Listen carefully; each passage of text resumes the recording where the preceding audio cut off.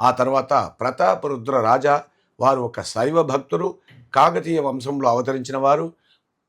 వరంగల్ రాష్ట్రంలో వరంగల్లో పుట్టి శ్రీశైలం మహానంది క్షేత్రాలు దిగ్విజయం చేసుకుంటూ ఈ అహోబిల క్షేత్రానికి వచ్చారు. అనవాయిక ప్రకారం ప్రతిరోజు ఒక బంగారు శివలింగాన్ని పోతపోసి ఒక బ్రాహ్మణునికి దానం చేసి తదనంతరం వారు భోంచేసే పద్ధతి. ఈ అహోబిల క్షేత్రానికి వచ్చినప్పుడు అనవాయిక ప్రకారం ప్రతిరోజు పోసిన బంగారు శివలింగానికి బదులు ఆ నృసింహస్వామే వచ్చారు. రాత్రి ఆ రోజంతా ఉపవాసంతో ఉండి ఇదేదో పరీక్ష అని చెప్పి రాత్రి రాజుల వారు నిద్రపోయినప్పుడు రాజుల వారికి నృసింహస్వామి వారి కళలు కలిగి అహోబిల క్షేత్రంలో వైష్ణవ సంప్రదాయానికి రామానుజుల వారికి తర్వాత ఒకరు అవతరించబోతారు.